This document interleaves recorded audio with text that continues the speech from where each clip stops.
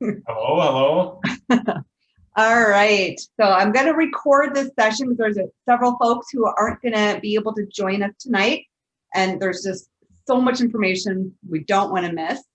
So I want to welcome everyone to Lockhart Wellness Solutions event with Brad Baker. So I want to give a little introduction in regards to how Brad and I met.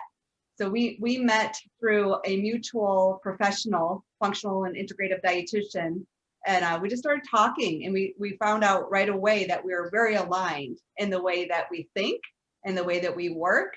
And then I was dealing with a tendonitis issue myself in my shoulder, so I hired Brad to help me, and I was blown away, super impressed with his work, number one. And number two, just that he was very practical and really worked with me as an individual. And your bedside manner is amazing. I mean, the way that you explain things, and again, things that were not what I had heard or learned in the past.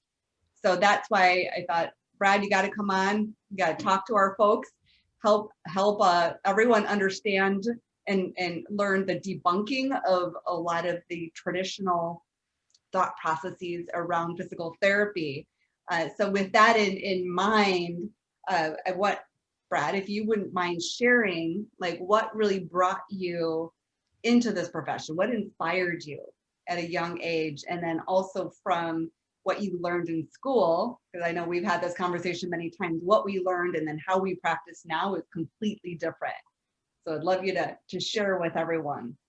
Yeah, first of all, I really appreciate that introduction. Far too kind. But yeah, my story, I mean, it's kind of similar to a lot of people's stories who get into healthcare, where when I was growing up, I had a lot of sports injuries. I actually broke both forearms twice. So I had four broken bones.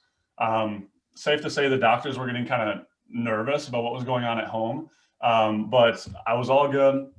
And then when I was 15 years old, I had a chest reconstruction surgery. So basically, I had a birth defect called a pectus excavatum, which is basically where your sternum and your ribs kind of grow inward. So I had to have that all reconstructed, and the rehab process from that was 6 to 9 months. And so through that, I was able to spend a lot of time in with rehab and therapists and all these different things. And I was at a super impressionable age at 15 where these people really impacted my life and like gave me confidence at a time that I didn't really have it. And I saw that and I wanted to be that for somebody else. So that was kind of initially what got me going. As I was growing up, I was super into exercise and everything. After that point, I would write up on little like note cards, training programs for family or friends or things like that. And that just kind of became the way that I was able to feel good about helping other people or provide something that I thought that was valuable to them. So I went to the U of M in undergrad for exercise science. After that, I went on to become a doctor of PT, also at the U. And basically, with physical therapy, you have these four different clinical internships after all your like academia, where you go out and you see people in these different areas. So like orthopedics or like acute care at a skilled nursing facility or different things like that. And so I was able to be exposed to these different things. And I was really fortunate enough where my very first clinical internship, so like fresh out of school, I went down to Gilbert, Arizona, and I worked directly under a guy named Alan Groover. And he really changed my way of thinking about things, where in school you learn all these different things and you kind of almost tend to put people in buckets based on their diagnoses.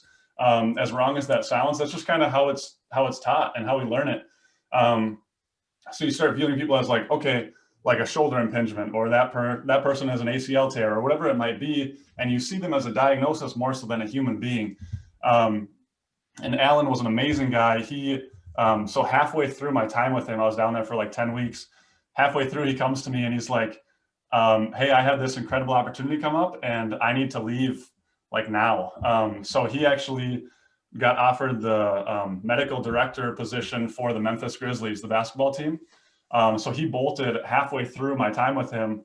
And I was kind of on my own. And at that time, I was like, okay, what are the things that I was able to learn from him and pick up and start implementing those on my own.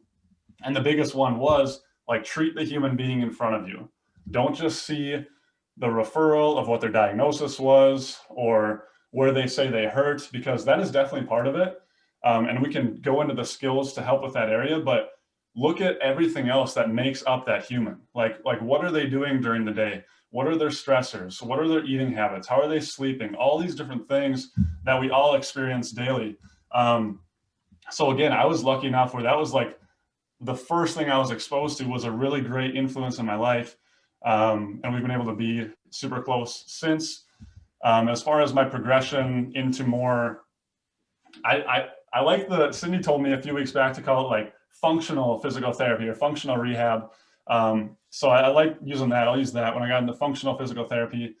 I kind of had that background from learning with Alan. And then once I was out on my own officially, that first year, I saw that I was helping people, but oftentimes it wasn't sticking as much as I would want it to, where I would see them, they'd feel really good at the end of the session.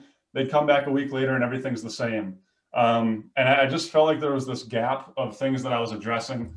So then at that time, I created a business with one of my buddies from grad school, Tom Broback. We created Bold Based Performance. That's basically an online education platform where we try to look at all these different pillars of performance: education, exercise, stress, sleep, recovery, all those different elements. And then, yeah, I was fortunate to be connected with Cindi through Kylene. And right away, I was telling her I was kind of nervous ahead of time because I didn't know her story as far as how open she was to new ideas and seeing that whole picture, or if she was pretty set on academia and things like that. So our first conversation went super well, and we've been able to work together a lot since that time. So that's kind of my story. That's why I'm here. That's why I'm talking to you guys right now. Awesome. And I want to pull on a few of the things that you said, because I think one is like that whole functionality is not seeing people as a condition. They're a human being. And that's exactly what functional is all about. And that it's an N of one. Every single person is different.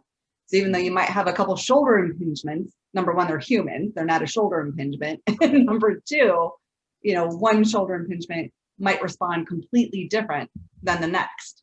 And so that's what I really value about your work and how you approach it. And I'm going to bring something up too. You guys can't necessarily tell from the photo here. And if you want to even bring up your slide, you can, Brad, like while we're kind of transitioning into your deck. Yeah. But the funny thing is he actually made a house call for me, which I was so blessed that he came to me to help me with my shoulder. And I opened the door to let him in. And I was like, holy moly, Brad is 6'7". And so he had to duck to get into the house. And so when you see some of the videos that he's going to be sharing with us today, those are not child-sized chairs. It's just that Brad is super tall. Thank you for pointing that out. Yes. I just had to bring that up. That was astounding. So with that, if you want to bring up your deck, and so he's got some great slides that will speak to what he's going to talk about today. And so I think the first question, which really blew me away, because right when we get injured, we're learned about the RICE protocol: rest, ice, compress, and elevate. So Brad, please tell us the truth behind all of this. Yeah, so the big thing before I kind of get into this deck and some of these things is my goal for this is just to get you to think about some things differently. Okay, I'm not saying that I'm 100% right or that all these things are wrong. It's more so just here's kind of where my mind was fresh out of school and the different evolutions that I've taken through that process. So just try to keep an open mind, try to think of some things from a different perspective than what you've looked at them before, because I think that's going to really help with this conversation. So this first thing, the RICE protocol. So when we're talking about that, obviously we're not talking about brown rice or white rice or the thing that you eat with a fork. It's more so the rest, ice, compress, elevate. And that is like the standard of care when a person gets injured, right? Like with an acute injury. So a little bit of background on that, if it'll let me. So this Dr. Gabe Merkin, so he's a Harvard doctor, and back in 1978, so like 4 decades ago, he came up with this sports medicine book where he introduced the RICE protocol. He basically said the rationale for it, and a little bit of background on him coming up with it. The story goes where there was a boy who had his arm severed in an injury. I think it was like a train accident or something. And the people that got there first put his arm on ice, and they were able to make it to the hospital, and he actually saved his limb. So it comes from the standpoint of like tissue preservation. So that's kind of how it's always been. That's how I learned it in school. I'm sure that's how Cindi learned it as well. That's what you're taught. So then in 2013, this guy, Gary Rhino, who's just a journalist who was trying to learn more about ice, came out and dove into all the different research, and he actually came out with a book called Iced, the Illusionary Treatment Option.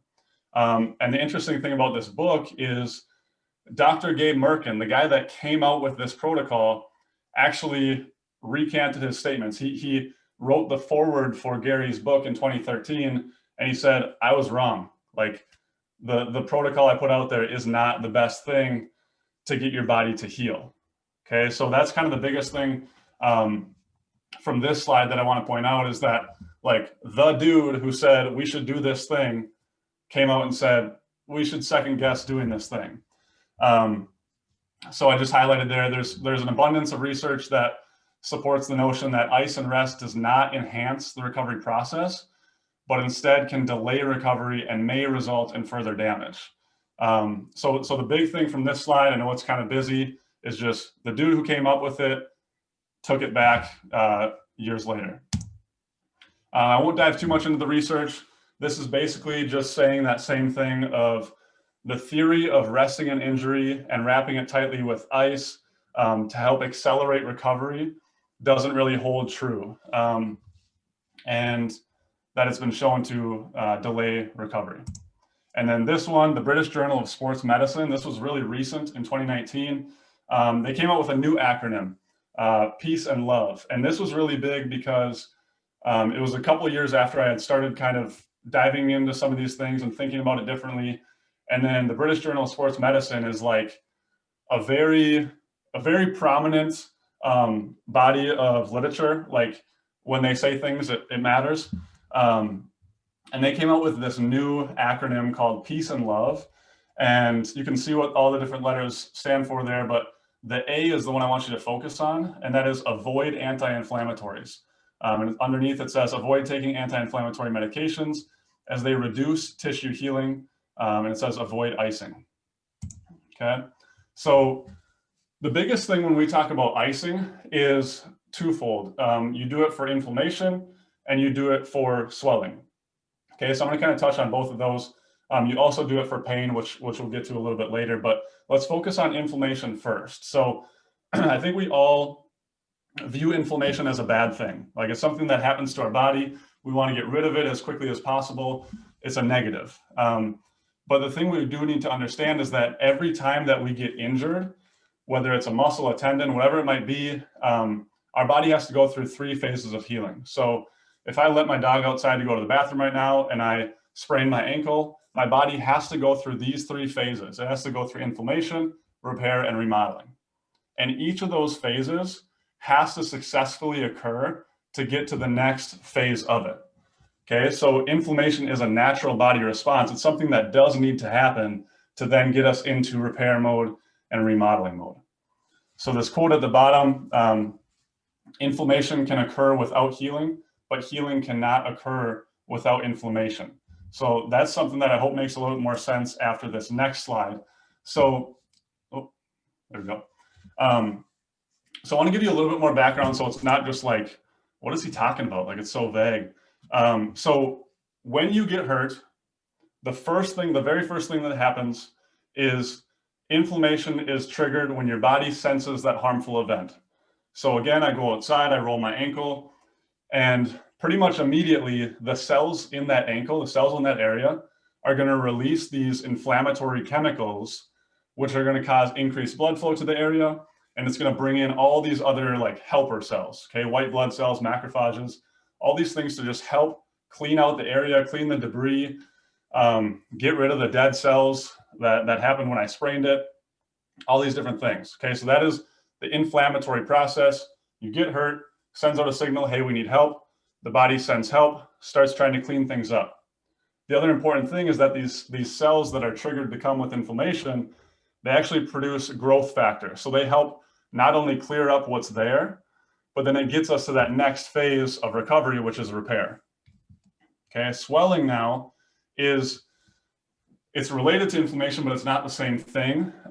Swelling is the waste product that's produced when these helper cells are cleaning everything up.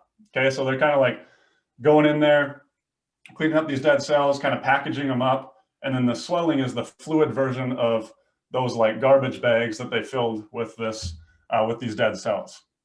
Okay, so that's what swelling is, and then the lymphatic system is basically what's going to get that swelling up and out of the area and get it back to our heart, where we can then pump it out. Actually, we pee it out a lot of the time, but anyway, it's able to get it out of the limb and get it back to the body. Okay, so there's no other way out. The big thing with this lymphatic system, however, is it is a passive system, and it's a one-way mode of transport. So I like to think of it like a train or like a subway or something, where it just goes one direction. It goes from the site of where the injury happened, goes up towards the body so that you can get it up and out, and it's passive. So that means it can't push the fluid out on its own. It needs help to push it out. And the way that it's able to propel the fluid up and out is with muscles contracting around the lymphatic system. Okay, so think of it like a tube, and there's like muscles around it. And in order to squeeze it and propel it out, kind of like a tube of toothpaste, you need those muscles to contract and relax around it to push that fluid out. It's not going to do it on its own. So I think that's one of the biggest things with icing, is that we're trying to address it at the top end, right? So whether it's ice or whether it's anti-inflammatories, ibuprofen, we're trying to change the inflammation component at the top, but we're not doing anything to change the lymphatic system, the propelling the fluid up and out at the bottom. And where this kind of breaks down for me, and what got me first thinking like, that seems a little off, is how do we know how much to ice it? How do we know how much anti-inflammatory to take? Like, say, like all of our bodies are different, all of our cells are different. I'm 220 pounds, say that you're 150 pounds. I'm male, you're female. Say my body, my nervous system has like a 6 out of 10 inflammation response when I get hurt. Your body only has a 3 out of 10 inflammation response when you get hurt, right? All these like arbitrary things of how your body's responding to an event. So is it something where, I ice for 17.3 minutes to get the best effect, and you ice for 12.4 minutes at a time? Do I take 220 milligrams of ibuprofen and you take 171? It's tough to justify once you get down to it of how are we really changing that top end, the inflammation piece of it. But it's really easy if you look the other way to look at how we can change the lymphatic system part of it, how we can be active, how we can use the muscles around the area to push the fluid up and out. Because the inflammation and the swelling are two natural body responses. And the lymphatic system is literally there for that purpose of getting the fluid up and out of the area. Another analogy that I kind of like to use to drive it home is, if you knew that it was going to snow 1 inch every hour on the hour for the next 24 hours. So like until tomorrow night at 6:20, every hour it's going to snow 1 inch. And you knew that, tomorrow night at 6:20, you had to open the front door for XYZ reason. It'd be very easy for you every hour to go out there with a broom and just sweep away the 1 inch of snow that's there outside your front door, and you'd be perfectly fine. You'd be good to go. But if you wait for that full 24-hour period to expire, you won't even be able to open your door, because there's going to be 24 inches of snow, and that's going to be a big problem, a bigger problem. So I kind of like to think of that is, if we can just get that muscle pump, that lymphatic system to work early and often, it can really make a huge difference on the healing process. Okay. And Cindi, I didn't know if there was anything you wanted to add as far as lymphatic system information. Yeah, thank you for asking. So with the lymphatic system, as Brad mentioned, it does not have its own pump like the heart does. So you do have to manually stimulate it. And so that how you can do that is pretty interesting in regards to some of the tactics. One, if you remember, if you're of the right age, where we had those little trampolines called rebounders, that's one of the best ways to activate your lymphatic system, is just that gentle bouncing on a trampoline.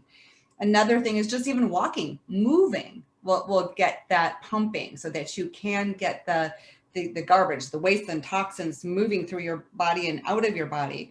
Even, and I'd like to ask you about kind of the hot, cold showers, like just switching back and forth between that, because that I've learned can also help, as well as dry skin brushing. And if you get a dry skin brush, I mean, that's a very inexpensive way to do it. I just encourage that you look up the technique, because you do want to move towards the heart in that case to activate the lymph to move towards the heart for that elimination, or lymphatic massage. And that's more expensive. And obviously you got to find somebody who is trained in that field. But the lymphatic system, not only does it help with the inflammation, as Brad's mentioning, is it's a big part of the immune system. So it's also important that we don't neglect stimulating the lymphatic system for more reasons than what we're talking about tonight. And I did forget, before we move on, I did forget to mention, please put your questions in the chat section, because when we get to the end, and we may go a little bit over just depending on how much Brad has to share. So feel free to pop off anytime you need to. As I mentioned, we will be recording this. We are recording this, but I want to make sure that we can address the questions that pop up in your head as we go through. So great. So do we want to talk next about ice for pain and Yeah. says? Yeah, let's dive into the pain bucket. And with this too, if you have any questions on things I'm bringing up, like Cindi said, please do ask the question, because I know I can get a little bit wordy and not be the most concise with certain things as well. So please do ask. So yeah, what about icing for pain? And my answer here is that yes, it works. Icing is going to reduce your pain because it stimulates the nerves, the receptors on your skin, and it basically numbs them. So when you ice, you feel good temporarily afterwards until those nerves kind of start to wake back up again after being numb. The big thing for me when it comes to icing for pain is that there's other things we can do for pain that aren't like non-steroidal anti-inflammatory drugs and are not icing, because both of those things, as advertised, they delay healing. Okay. But you can do different things as well. You can do, there's electrical stimulation. There's like TENS units. You can do massage. You can do dry needling. The easiest thing is probably just exercise, just using the muscles in that area to just try to get that analgesic effect, that decreased pain effect by moving the body. So all those ways, like if you, like TENS units are really affordable. Doing massage, you can honestly like do that yourself. Just different ways to ramp down that pain response where you're not doing something that is going to delay the recovery process. Okay. So I would say on all of this stuff, my professional opinion would be, personally, I would not use ice in any situation for myself, unless it was an acute situation where I wanted to delay healing.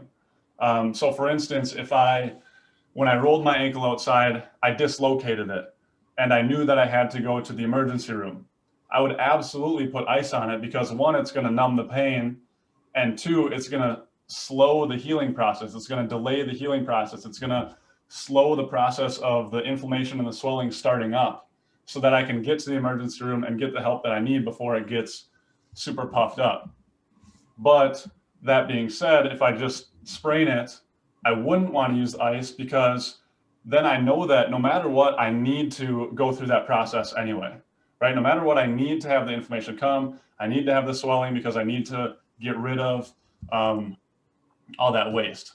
So I kind of think of it like, if I'm in a car and I know that I need to drive 100 miles to get to my destination, and there's a bunch of traffic at mile 5, like it doesn't like help my car that I'm delayed at the 5 mile mark, because I still have to go the 100 miles, right? And if anything, when I'm sitting there in traffic at mile 5 and I'm waiting, I'm still running the engine and I'm still burning gas. Okay, so that's kind of my thing, is like, no matter what, the inflammation, the swelling, they have to take place. And if it's a situation where by delaying that, you need to do that, like a boxer, if they get hit in the eye and it's during the fight, they for sure need to use ice, because they need to delay the process of that swelling coming so that their eye doesn't swell shut and they can keep going until the fight is over. But that swelling's still going to come with a vengeance at some point. So that's kind of my thoughts on it. But again, with all of this stuff, you do need to listen to your body, right? So, and that goes for both sides of it. If you're somebody where, ice feels really good, you feel great afterwards, you feel like it allows you to either exercise while you're icing it more, or to move it more, or something like that, go for it. Like, listen to your body at the end of this. Don't just listen to what myself or somebody else tells you to do. I just don't want you to think that icing it is going to help it heal faster. Or oftentimes I have clients and they're like, yeah, I really don't like the ice. Like, I feel stiff afterwards, but the doctor told me to do it like for 20 minutes every hour or whatever it might be. And it's like, well, listen to your body, right? Because that's not necessarily going to get you from point A to point B faster. It might just make you feel better for temporary instances over that time. So what should we do, in my mind, with an injury is move the muscles that can be moved, right? Like if I do sprain my ankle, I can wiggle my toes, okay? Or if that's too painful, maybe I move up the chain. Maybe I can tighten my quad, or maybe I can squeeze my glutes, or maybe I can just do something to get that moving a little bit. Or like Cindi said, maybe I can walk. Maybe I can walk on it and that's tolerable.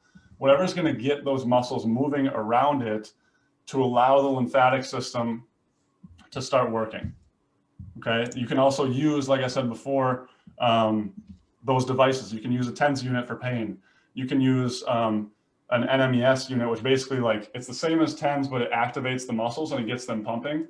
You can do that if it's too painful to do any voluntary movement on your own. Okay. All those things can help with the healing process without delaying it and actually making it go faster. All right. You want to talk about NSAIDs, Cindi? Should we dive into it? Yes. So NSAIDs are so commonly used for pain, again, and even inflammation. So we're going to have Brad dive into his insights on its role in pain and inflammation, and then I'll chime in about its role in gut health. All right. So yeah, these are your Aleve, your ibuprofen, those types of things, aspirin, Advil. And their whole idea is to delay inflammation, to decrease inflammation. And they do that. They do decrease and delay the inflammation. However, as we noted before, we need that inflammation in order to get our body to that next phase of healing. So I kind of think about this the same way as ice, where if it's a situation where I just need to like make it through a certain thing to get to point B to where I can really start focusing on my healing, maybe it's warranted to use it, but just knowing that it's not going to allow your body to heal as quickly. Okay. And basically what it does is it blocks the pain signal. So again, that can be good in certain instances, but can also put you in a compromised position. Because by blocking this pain signal, you can actually cause more harm by moving in ways that would cause pain, but you aren't aware of it. So then the medication wears off and then you hurt worse than before, but you don't really know why. You don't get that feedback from your body, right? Because pain is feedback that our body is telling us, like, hey, this is helpful. Hey, this is not. And that's something that's huge when I work with clients, is listening to your body and understanding, like, what is good pain versus bad pain? Because oftentimes you hear no pain, no gain. I don't think that's necessarily true. I think it's us listening to what is our body telling us about this pain sensation. Like maybe there's a certain movement where as you're doing it, you know, the first couple are more painful, and then it subsides and it starts to get better as you do more repetitions. Your body's probably telling you, hey, this is something that we can tolerate, and this is a good pain. Or maybe you do a different movement, and that one, each repetition you do, it gets more sharp, more painful. Your body's telling you the signal. It's telling you what to do and what not to do. And that's my job, is to just see, like, how is your body responding to this? What things can we do? What things can we not do? Yeah, you can dive into the gut impacts. Yeah, so just with NSAIDs, you know, any type of anti-inflammatory is a vicious cycle, actually, with what Brad is talking about here, because they will destroy our healthy bacteria and create what's called dysbiosis. So we get this imbalanced bacteria in our gut. And that really has a core foundation in our immune system, as well as our metabolic functioning, and also in regards to the breaching of our intestinal barrier. So they not only break down the whole bacterial balance, but they breach those tight junctions between every cell in our intestinal barrier, which is our protection. That's determining what gets into our body and what doesn't. So we become more leaky. And so when we get more leaky, we bring things in that we shouldn't be, which tells the immune system attack, because it looks at it as an invader. And guess what that's doing? That's creating more inflammation in our body. So it really is kind of a vicious cycle. So we take NSAIDs because we're inflamed and in pain, but we're breaking down our gut function and creating more inflammation.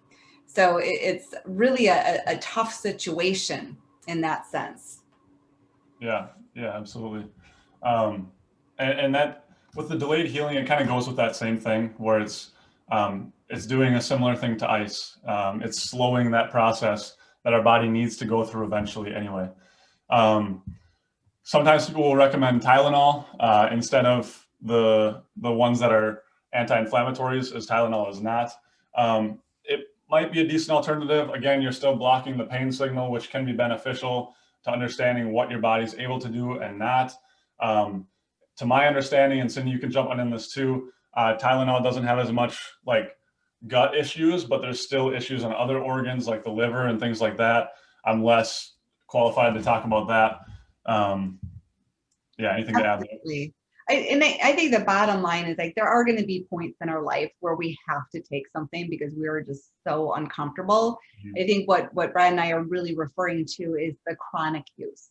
Like, if you're constantly trying to like cover up a symptom that your body's giving you a signal, that's what we're talking about. That's where we need to listen to the body and really get to the root of what's happening, versus relying on some of these external sources that could be creating more damage down the road. Yeah, 100%. Thank you for clarifying that. Yeah, and I'd love to hear your thoughts about foam rolling, because I know that's a really big topic as well. Is, should we be foam rolling? What does that help us with? Is there any risk for doing that? Yeah, so foam rolling is legit. What's happening?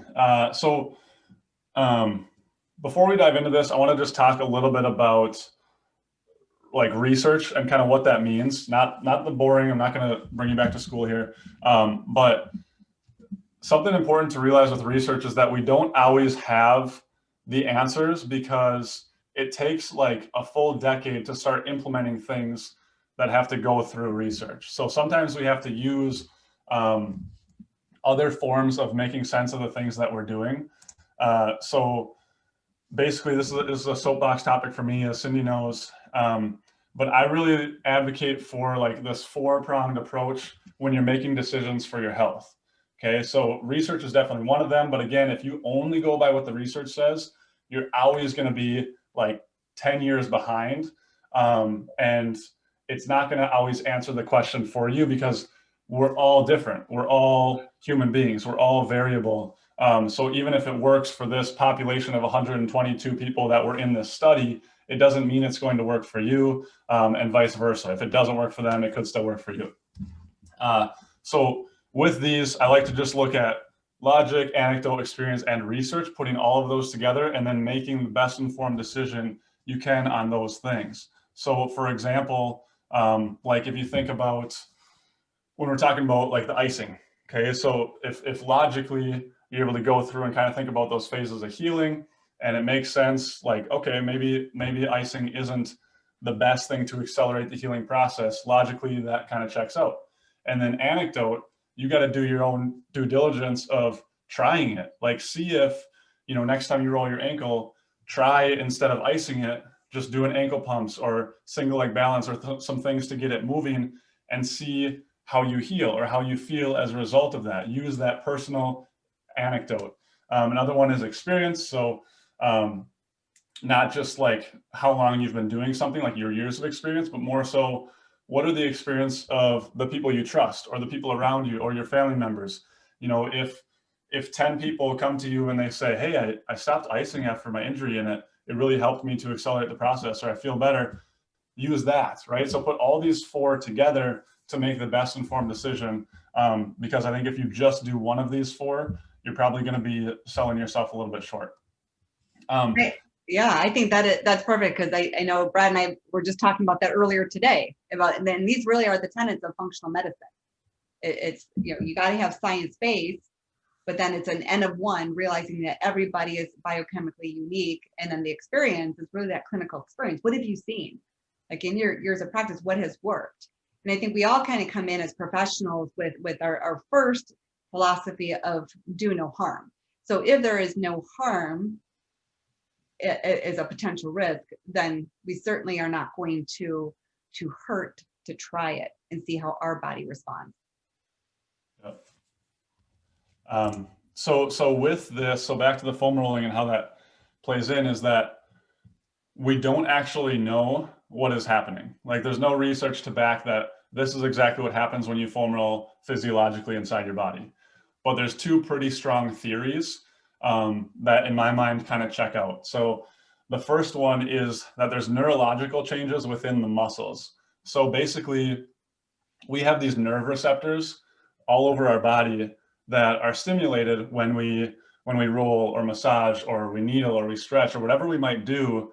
Basically, these nerves are stimulated and they send a signal up to our brain, and that brain responds by loosening that area up or relieving tension or whatever it might be.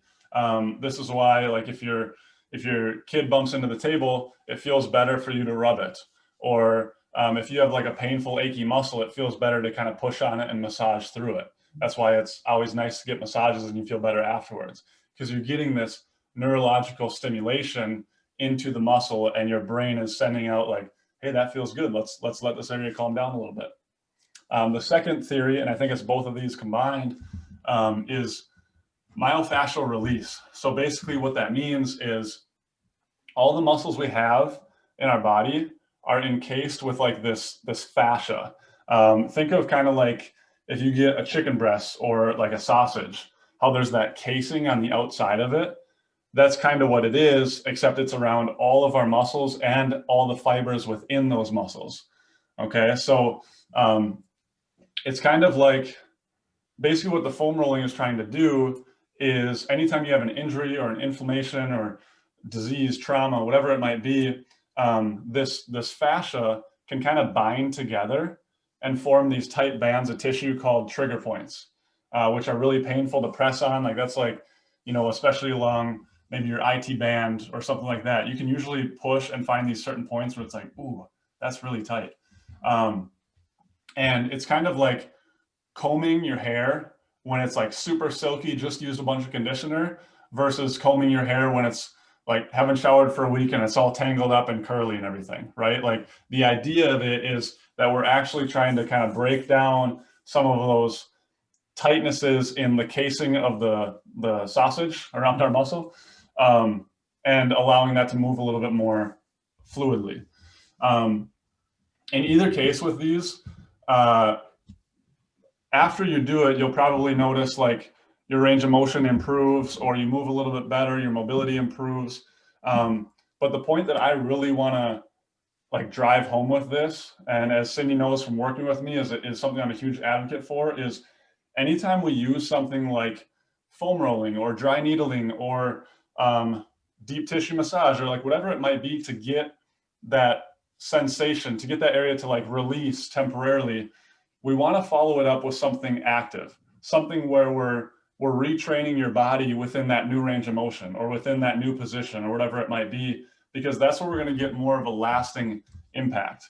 And that's kind of, I guess that leads into another soapbox of mine, is that's something that at the start of my career, as I was saying earlier, I was trying to figure out why I see people, they feel really good at the end of the session, and then a week later they come back and things are kind of back to how they were, right? Maybe they feel a little bit better, but it's like marginal.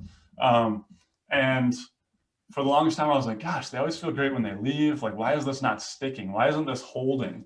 And Cindi wanted me to kind of talk about that, like, what happens if what you're doing with a professional isn't holding? And my challenge to you would be to think about this a little bit differently, because this is something that really helped me not only as a patient, but also as a provider. And that's to think of it as like, what are you getting from that person long term?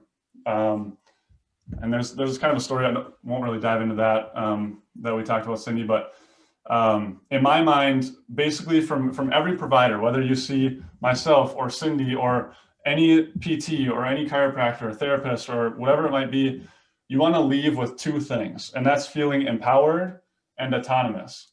And empowered is the role of us as health professionals, is to educate you so that you understand the why of why you're doing things, why we're doing certain things in clinic, why you're doing certain things at home, and what it means for your condition and your success moving forward. Okay, so that's the first one, is you want to feel empowered. And that's where I was kind of like selling it short, where I'd get them feeling good, but then I wouldn't give them the tools or the education, really is the biggest thing, on what they should do to make that last, make that sustained change versus just the feeling better temporarily, because it is temporary, unless you do those active components. And then the other part is autonomy. So the idea in my mind is that you want to be less reliant on somebody or something else. Like, your health provider should be giving you the tools that you need to succeed on your own. So if you work with Cindi, for example, she's going to give you the tools that you need to better understand your own body and listen to your body and realize what it means when you have low energy or feel bloated or things like that, and give you strategies that you can implement on your own to help that. Like, it's not, I would imagine, I don't know, but I would imagine it's not like every single time that you feel bloated, you call her and she gives you a laxative, right? You always have to reach out to her every time the same thing happens, because she hasn't given you the tools of, okay, here's what you should try, or here's what you should change on the front end. It's kind of like the old saying of give somebody a fish they eat for a meal, teach them how to fish, and they eat for a lifetime. So my whole thing is that I want to give clients the tools they need to be successful when I'm not there. Like, obviously want to follow them, make sure that they're successful, have check-ins, make changes as we need to. But I want them to be successful on their own merit without needing me any longer or feeling reliant on me in order to get there. So that's just another quick soapbox of mine. That's great. And this is one of my, the favorite topics for tonight, is especially with so many of us now working from home, is we're doing a lot more sitting. And so we have a lot more opportunity to create musculoskeletal imbalances. So Brad's going to take some time to talk to us about the common imbalances that we do see and how can we correct them. Yeah, so we'll dive right into it. So basically, you see a picture of me here, standing with pretty poor posture. And I want to just introduce the idea of upper and lower cross syndrome. And basically, it just means like the two red crosses that you see. So that upper cross is the areas of tightness and the areas of weakness from me being in a seated position, working on the computer all day and for years at a time. So you see tightness typically in like the pecs or more pulled forward. You're going to see it in the back of the neck. Sometimes it causes headaches. It kind of gives us that like forward head posture because we're in that for most of the day. And then you have the areas of weakness, which is going to be like your upper back, your shoulder blades, because we're always kind of hunched forward. And then the front part of the neck, because we're always more elongated or protruded in that way.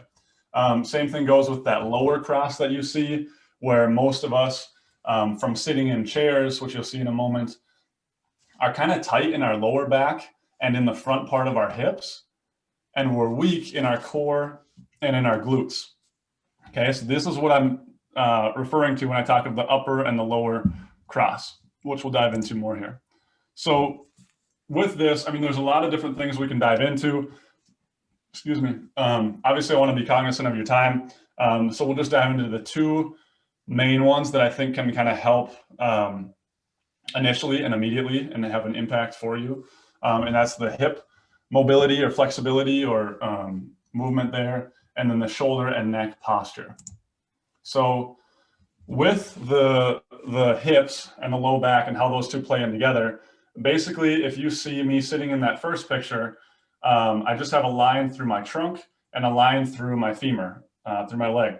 And so that's the position that my hip is in most of the day. It's at like a 90-degree angle most of the day when I'm sitting there on the computer doing my thing. So when you're like that for days at a time and for weeks at a time and years at a time, you develop a stiffness in the front part of that hip. So then when you stand up, as you see in that second picture, I can either keep my spine straight and be staring straight at the ground, which most of us don't do, or I can kind of extend through my low back, as you see in that third picture, to get upright, because I still have that tightness in the front part of my hips, but I'm not going to just stare at the ground all day when I'm standing. So I'm going to extend through my low back, and that's going to help me get upright. And that kind of plays into, let's see, going back, that kind of plays into this position here with that lower cross, where you're tight in the low back due to the tightness in the hips, and then weakness in the core and in the glutes. Oh, there we go. So with these videos, I had initially filmed these because I did not think that I would be able to, that you'd be able to see my like full body with my computer setup. So what I'll do is play the video because the audio is not super great on it. I'll try to just talk through what I'm saying during it. I would really, really love if you were able to either set your laptop up somewhere, have a little bit of floor space, and try to do these exercises with me as we do it in the video. So you can kind of learn how it feels, so you can do it the right way moving forward. So I'll give you kind of a second to get that set up. And all you need is just a little bit of floor space. Okay, so we'll play the video. There's going to be no volume. I'm just going to try to do my best rendition of what I said in the video, and we'll see how well it lines up. All right, so I'm really excited because we're going to be talking about the tightness in the front of the hip from being in that seated position all day, right? So like I talked, we're in that 90-degree hip position. We're there when we're on the computer, whatever it might be, even when we're commuting in the car. So the exercise basically is you're going to have one knee down, the other knee up forward. And when you do this, I really want you to stay tight through your core muscles, okay? Because I don't want to extend that low back. I want to keep that low back pretty flat, all right? I think that's what I'm showing you there. So we're going to keep those core muscles really tight, and then you're going to squeeze the glute on that down leg. So in there, it's my right leg. And when you keep the core tight and you squeeze that glute, you should feel a pretty direct stretch in the hip joint. So it's not down the thigh like a quad stretch. It's more so pretty direct in the hip joint, like right where I'm pointing there. Okay, that's where I want you to feel it. If you feel it more down the leg, likely you're extending through the low back too much and you're not keeping your core tight enough, like I'm showing there. So that's how most of us, we're taught to kind of stretch our hip flexors. I don't know if we got a frozen video here. Oh, what happened there? Cindy, are you able to see stuff? Nope, I think it looks like somehow we're not seeing your shared screen. Oh, so maybe share again. All right, I apologize. No worries. If you're doing the, It only if you're takes doing the exercise, that's good. It'll feel really good too. If you've never done that exercise, that is an amazing exercise. Okay, let's see. Sorry about that. And I think we're going to be back. Okay. So now we're just going to go back to your slide.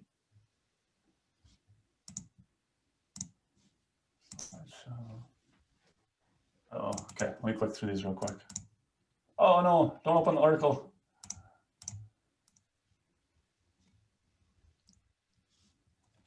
Hold on. We'll figure this out. Okay, now we're cooking. We're talking about hip mobility. If you're still doing the stretch, that's great. Keep it going.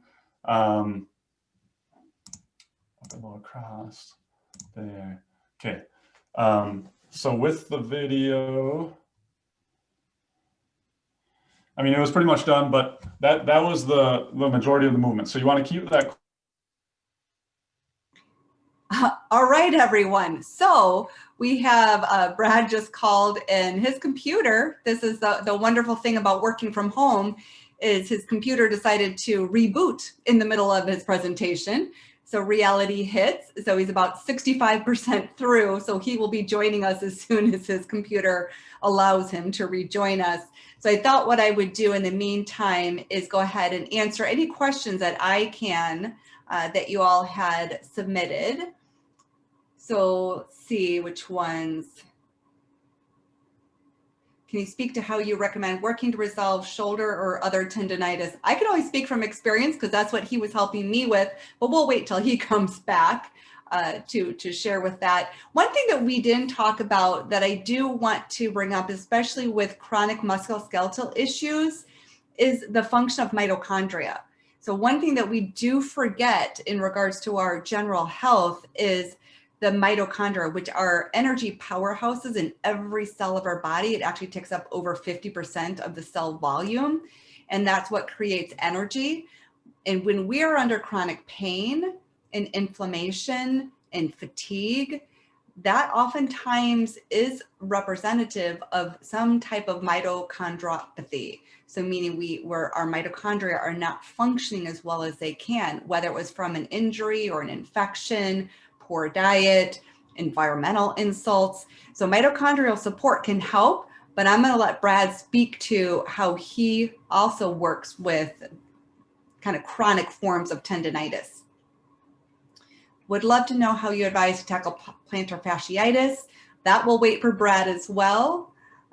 Same with the Tiger Balm and essential oils. We'll see what he has to say. I did see a question come through, how long to jump on the trampoline, the rebounder, and how long to dry brush.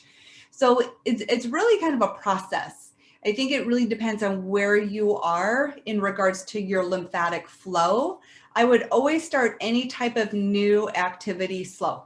So if you get a rebounder, just start jumping a couple minutes a day and just continue to extend as you need. If you notice that you have less inflammation, less swelling, you're feeling a little more energetic, things are moving. You don't see because lymph also will congregate in lymph nodes. So you may notice in your neck or in your armpits or in your groin, where we have a lot of the lymph nodes, that they're enlarged. So if you see that those are starting to disperse, that's a good sign. So I don't think that there's really a designated number of minutes a day. I think just doing some movement, because again, your lymph system does not have its own pump. In regards to the dry brushing, that really does not take long.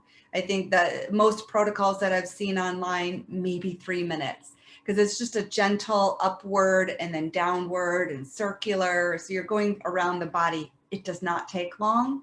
Encourage doing that before a shower. So hopefully that helps answer that. If ice delays healing, why is cryotherapy pushed so much for recovery in health clubs? That's a great question. We'll see what Brad has to say about that. In the old days, it was suggested to alternate ice and heat for pain and healing. Thoughts on that? So we'll get his take on that in response to pain and healing. And that was one thing I kind of brought up in regards to the lymphatics. So there is and also for the vagus nerve. So if we think about the vagus nerve, that's another part of our body we don't talk enough about. So it's the longest nerve in the body that connects our gut to our brain. And so that too, there's unique tactics to stimulate that, like chanting or singing, or the hot and cold alternation in your shower. So that can also stimulate the lymphatics, because your lymphatics are like this webbing right beneath the skin layer. So if you've ever gone for a lymphatic massage, it's really interesting because they barely touch you. Because again, it's just a very gentle touch just to stimulate it. So it doesn't take a lot, but that cold and heat is enough to stimulate the lymphatic system. So we can ask him in regards to the specific role with pain in healing, but in regards to moving your lymph, which we know has a role with healing, and then also your vagus nerve, just in regards to gut and mental health, there is benefit to doing that. Do you think that foam rolling and spot rolling with a ball might cause more inflammation and thus creating a vicious cycle? So we'll wait again for Brad to come back on board. So most of these questions will be for Brad. So hopefully he'll be able to join us again soon. Don't see him yet. But if you have any, while we're waiting for him to come back on board, I know it's close to 7 now. So if you can stay, would love for you to stay so we can get more of his insights. Otherwise, if you have questions that I could answer in regards to any of this, please feel free to add a comment or a question in chat. So I'd be more than happy to entertain you while we're waiting for Brad.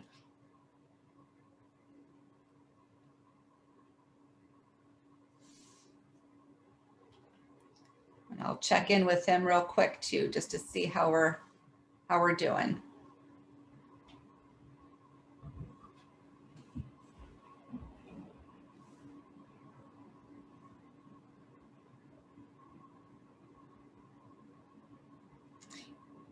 And while we're waiting, add in your chat, if you would, like, what's your biggest aha moment so far with what Brad has shared? So question, do you have any ideas about a swollen neck lymph node on only one side? Again, I think you need to watch that. If it's something that gets really hard or it gets bigger, you want to get it checked out. You don't want to let something like that go in case there is something else going on. Because remember, your lymph system and your lymph nodes are a big part of your immune system. So it could be telling you something. You could certainly address some of the tactics that we talked about to move your lymph. And if that happens to improve and lessen, then that's a good sign. Okay, so you did get it checked out. Perfect. So I think, again, the lymph system, the vagus nerve, those are 2 parts of the body, even the mitochondria for that matter, which is such an elemental component to our health, but we just don't talk enough about it to really understand how it impacts us. So definitely encourage utilizing some of the tactics that we have talked about.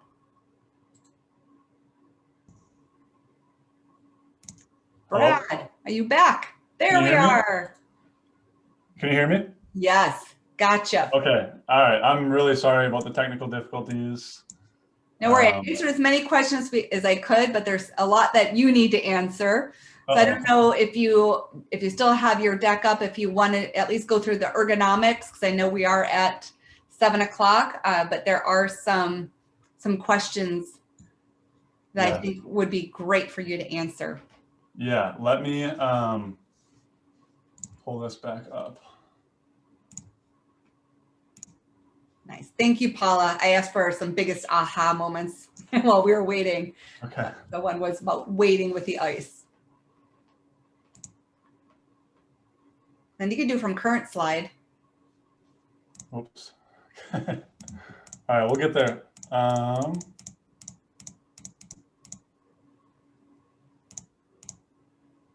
Yeah, so if it's okay, can we go to ergonomics? Because I think that's an important one too.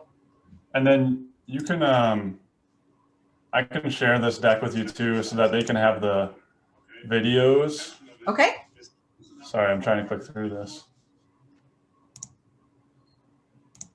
All right, so this next exercise I'm going to show you guys is for strengthening our upper back and front side of our neck. Okay, here we are. Sorry about that. No worries. Okay. So yeah, ergonomics. I mean, basically, it's not only the setup of like our workstations at home, but it's how that's impacting our movement throughout the day.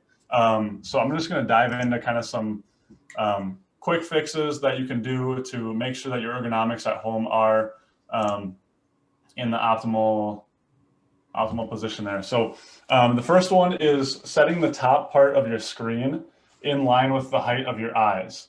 Whether you're sitting in a chair or standing, make it so that you're standing at like a nice tall posture position, and then line up the top part of your computer with where your eyes are. Okay, so that's a big one. I would do that same thing. A little side note in your car, where a lot of us tend to kind of like slouch when we're in the car, and especially on a longer commute. So what I like to do is tell people to really get their butt all the way back to the back of the seat, and then adjust the rear view mirror and the side mirrors based on that nice tall position that they're in. So then if they kind of like are sliding forward with their butt and they start slouching a little bit, they're not going to be able to see as well, and that'll be their cue of like, oh yeah, I got to sit up a little bit more straight. Another thing is detached keyboards and monitors. A lot of us probably already have this, but it really helps because if you're on a laptop especially, you want to have, you know, you're typing, you want to be way down here, but you want this at your eye level, the top of the computer at the eye level. So either you're going to be looking way down at your screen, or you're going to be in line with your screen and your arms are going to be up here like a T-Rex as you're trying to type. Okay, so detaching those. And then if you have multiple screens, try to have those meet at like the midline, so kind of right where your nose is when you're in that nice tall position. With both monitors, again, at your eye height, and then kind of angled towards you. So meeting in the middle, angled towards you. And the reason I bring that one up is oftentimes I'll have people where the one screen will be lined up face on, and then they'll have one screen off to the side. So then all day they're kind of over here looking back and forth, and they never turn their head to the left. They're always going to the right, and that can cause different tension in the neck and things like that. Elbows and knees. So if you are sitting, elbows and knees at 90-degree angles. So your forearms kind of straight out from your body, and then sitting with your feet flat on the floor. Another just general one is having natural light, having a bottle of water. Set up your work environment so that it's conducive for healthy habits. I really like to advocate for having like sticky notes or reminders on your screen, or even like phone alarms that'll go off every half hour and remind you to take a drink of water, or remind you to stand up and stretch, or whatever it might be, because the most important thing with all of this is moving often. And it sounds really simple, but that is honestly the best way to help with your neck pain or hip pain or whatever you might have, low back pain, is moving often and doing different positions often. Like if you have a standing desk, spend a half hour standing, and then spend a half hour sitting, and then sitting on the floor, and then get up and go on a walk and stretch. It's not going to take away productivity. It's just going to be these like little small changes that you can make throughout your day and moving your body often, so that you're not having some of those same like imbalances we talked about, or same like tension spots that can occur. And then lastly would be using some of those exercises that I showed you to offset some of those imbalances. And you can do that throughout the day. So I really like, if you don't have a standing desk and you're somebody who sits during the day, try for like once an hour, spend a minute in that hip stretch, right? Or with the chin tuck, shoulder squeeze one that you'll be able to see on the video when Cindi sends that out, is another great one to just have a reminder every half hour that tells you, okay, that's right, do some of these exercises, get things moving a little bit, and get out of those static postures that we're in for most of the time. All right, that's pretty much all I have. Happy to answer any questions. Throw them at me. Awesome. Well, I got plenty. So Okay. one is, can you speak to how you recommend working to resolve shoulder or other tendinitis?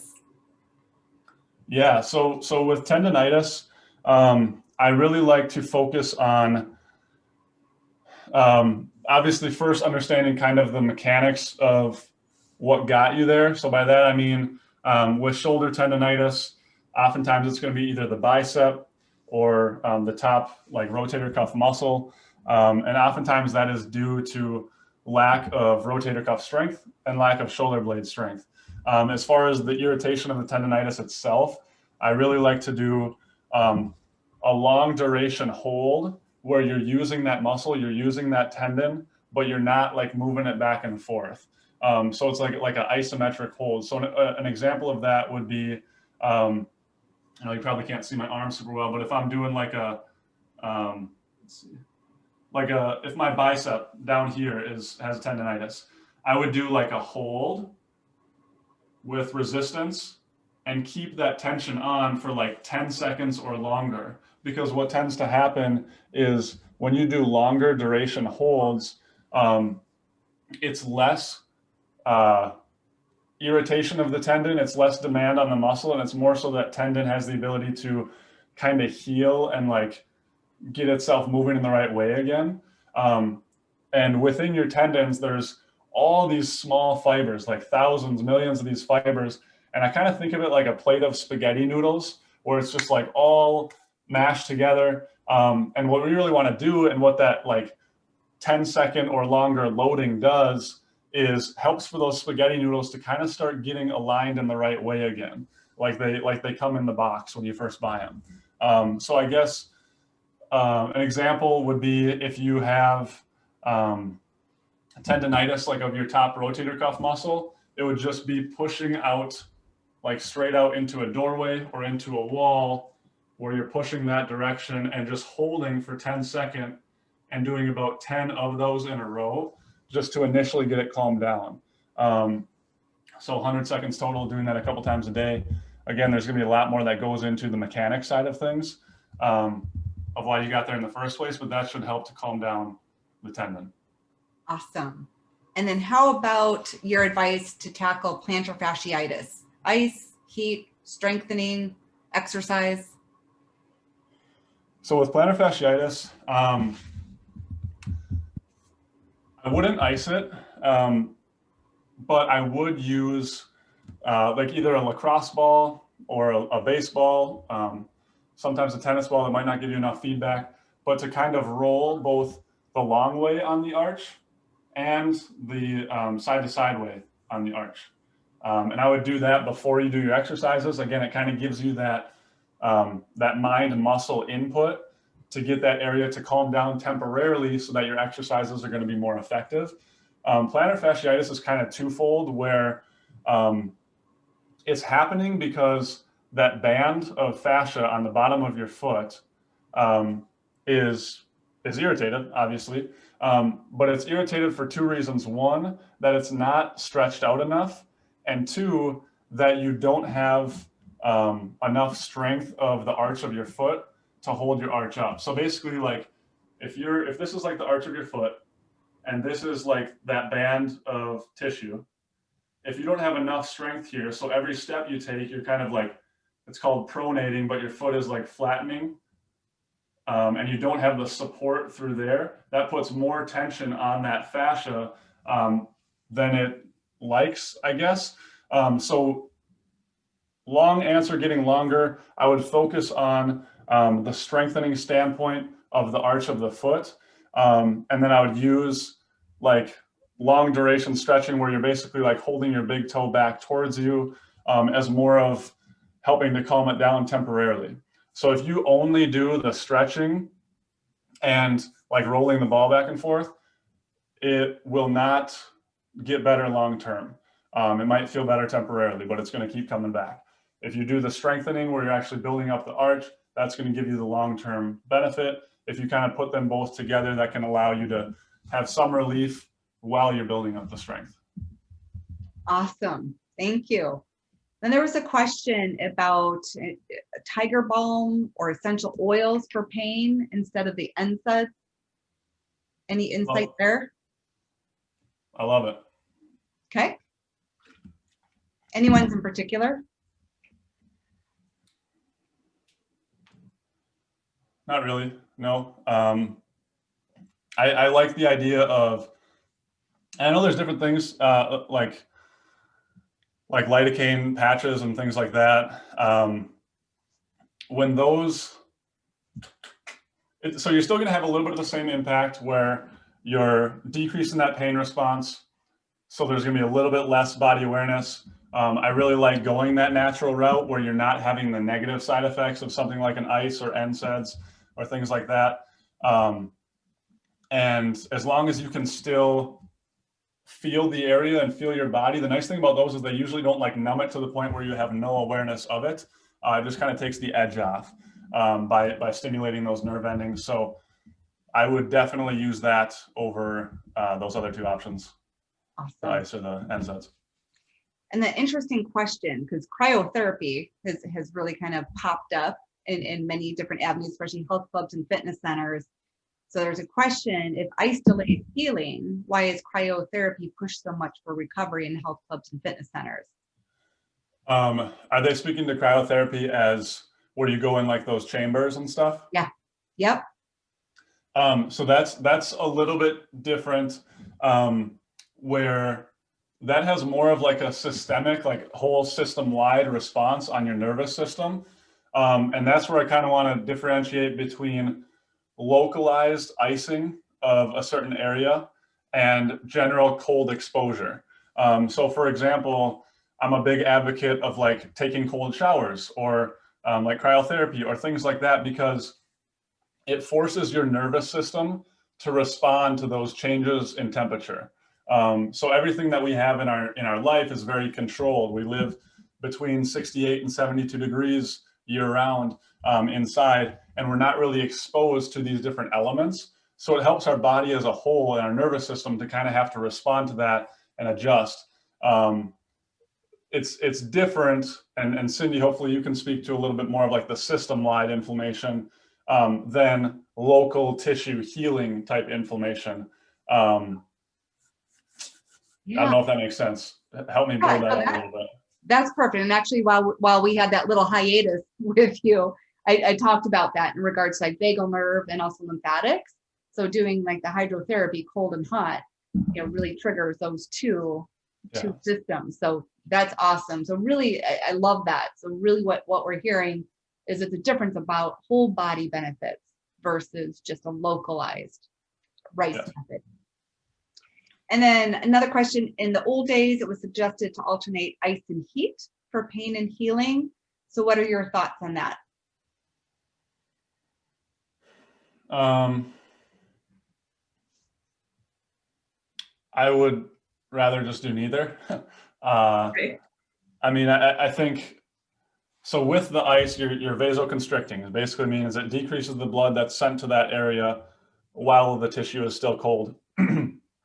When you're doing heat, you're doing the opposite. You're vasodilating, you're dilating the arteries, you're sending more blood flow to the area. I guess I would see it where like when you're icing it, you're delaying the inflammation, you're delaying that healing process. When you're heating it, you're almost like forcing it back in there quicker. I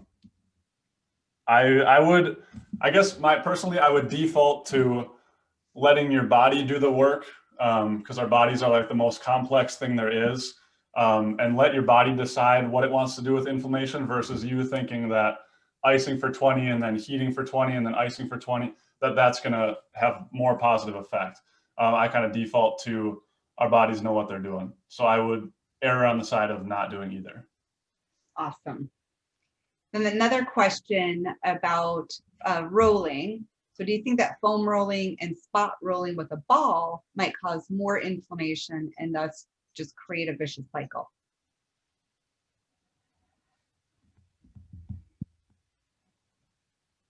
It's a pretty good question. I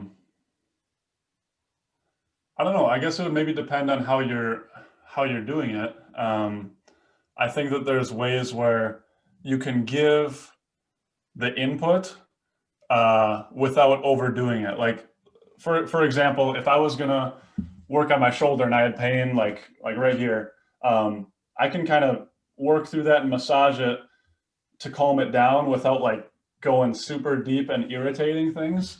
So I guess it would maybe just depend on how long you go for, how hard you're pressing. Again, I don't have great evidence to show that no inflammation is caused when you're doing it, But then you also have to look at if it's an area that's painful and irritated, and if you do foam rolling or dry needling or whatever it is, and it increases inflammation in that area, is that a bad thing, right? Or is that going to help you then trigger that healing response? Because like, for instance, I'll see people who have like the patellar tendon, like the tendon on your knee, have had patellar tendon issues for like 10 years, right? And at that point, it's like a tendinosis, where it's just a chronic tendon injury. And what we'll actually do, like the first time I see them, is we'll irritate that area. We'll make it really mad. We'll do dry needling. We'll do like scraping. We'll do different things to try to make it inflamed so that it can then go through that healing process. Because oftentimes when you have something like a tendinosis where it's lingering for a long time, it's your body telling you that it didn't get to heal right the first time around. So we'll actually try to revert back into that. So I guess with that being said, I don't know that it would be the worst thing if you have a painful area for you to increase the inflammation temporarily so that you can go through those healing stages and do them the right way. Because the idea is that you're going to follow up your foam rolling with something active, something that's using the muscle, something that's training that pattern and building strength. So I guess, yeah, I wouldn't see that as a negative necessarily. Awesome. Thank you for sharing that. I think we have one more question, and then there was one question about, is the whole recorded session going to be shared? Absolutely. So I will share that with everyone along with Brad's deck, and then we'll also have it on the YouTube channel, so and also the website, so it'll always be available. Do you recommend elevating the injury? That's our last question for the evening. Yes, I think elevation is good. I think it can help out it can help promote the lymphatic system a little bit if done with exercise at the same time, because then it's not having to fight gravity as much. So I think elevation is valid, and I really like to do things like ankle pumps or toe wiggles or quad sets or whatever it might be while the limb is elevated. So I do think that there's still validity in that. And then compression too, just to hit on all the different aspects of the RICE protocol. Intermittent compression, like on and off compression, can help the lymphatic system, kind of like you were talking about, Cindy. So I don't know if you guys are familiar with like the Game Ready, which is something that you put on like your leg or your shoulder, and it compresses and it releases, and it compresses and releases. Typically done with, with ice water running through it. So what we've actually done at our clinic is we've still used the Game Ready, but we just use it with room temperature water. Okay, so we're not getting the icing impact from it, but we're still getting that on and off compression. And that allows for that to kind of, that pumping mechanism to kind of take place. So compression and elevation, I think in my personal opinion, there's more validity too. Excellent. Excellent. Well, we had lots of great comments and some aha moments in regards to things that were truly debunked for folks. So I know we went over, so some of you stuck with us throughout all of this. Thank you. So, we just talked about that. I mean, we're working from home. These glitches are real. They happen, but we have grace and patience, and that's what we do these days. So I want to thank everyone for coming. I want to thank you, Brad. You're just a wealth of knowledge and really help us understand it in a practical way. So I hope everyone is able to take this away and certainly reach out with any other questions. Brad's information is on our website as a partner, so easy to get a hold of him. I can always introduce you as well if you have personal questions and needs. So with that, I want to thank everyone and have a great rest of your week. Thank you guys so much. Bye-bye.